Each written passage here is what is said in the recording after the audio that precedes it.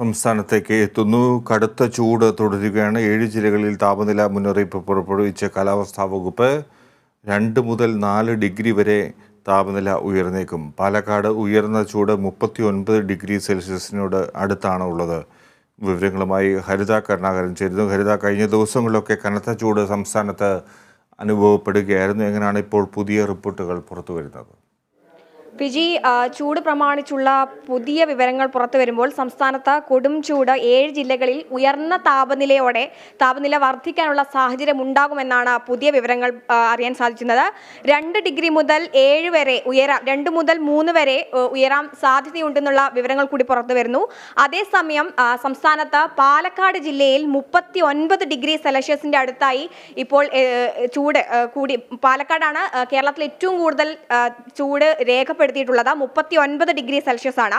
അതേസമയം തന്നെ മറ്റുള്ള ജില്ലകളിലും സമാന നിലയിൽ തന്നെ ചൂട് ഏറി വരികയാണ്. കണ്ണൂർ, കോഴിക്കോട്, തൃശൂർ, കോട്ടയം, ആലപ്പുഴ ഇവിടെ 2 മുതൽ 7 വരെ താപനില ഉയരും എന്നുള്ള വിവരങ്ങൾ കൂടി പുറത്തു വരികയാണ്. ഏകദേശം 39-നെ അപേക്ഷിച്ച് 37-36 ഡിഗ്രി സെൽഷ്യസിൽ കണ്ണൂർ മുതൽ ആലപ്പുഴ വരെയുള്ള ജില്ലകളിലും ചൂട് ഏറാനുള്ള സാധ്യതയുണ്ട്. അതേസമയം എറണാകുളം ജില്ലയിൽ ഇന്ന് 32 ഡിഗ്രി സെൽഷ്യസിനടുത്ത് ചൂട് രേഖപ്പെടുത്തിയിട്ടുണ്ട്. ഈ ഒരു സാഹചര്യത്തിൽ സംസ്ഥാനത്ത് ഏറ്റവും കൂടുതൽ ചൂട് കനക്കുമ്പോൾ ഏറ്റവും കൂടുതൽ ബുദ്ധിമുട്ടുന്നത് നിർമ്മാണ മേഖലയിലെ തൊഴിലാളികളുടെ ജോലി സാഹചര്യം മുതലെടുത്താണ്. അവർക്കാണ് ഏറ്റവും കൂടുതൽ വെയിലത്ത് ജോലി എടുക്കേണ്ട ഒരു അവസ്ഥ ഉണ്ടാകുന്നത്.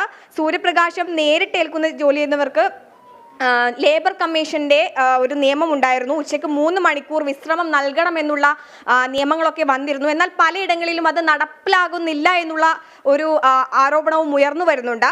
അതേസമയം ഈ ഒരു വിഷു സമയത്തും ജനങ്ങൾ വിഷു ആഘോഷിക്കുമ്പോഴും ഈ കടുത്ത ചൂട് ജനങ്ങളെ വല്ലാതെ ബുദ്ധിമുട്ടിക്കുന്നുണ്ട്. ഈ കാലാവസ്ഥാ വ്യതിയാനത്തിൽ നമുക്ക് ചെയ്യാൻ പറ്റുന്നത് ധാരാളം വെള്ളം കുടിക്കുക തുടങ്ങിയ ആരോഗ്യം സംരക്ഷിക്കുന്ന രീതിയിലുള്ള മുൻകരുതലുകൾ സ്വീകരിക്കുക. അതേസമയം ഈ രീതിയിൽ തന്നെ നിലവിലുള്ള തുടരും ദിവസങ്ങളിലും ചൂട് വർദ്ധിക്കുകയാണെങ്കിൽ സൂര്യാഘാതം പോലുള്ള ഇതും ഉണ്ടാവാനുള്ള ചാൻസ് വളരെ കൂടുതലാണ്.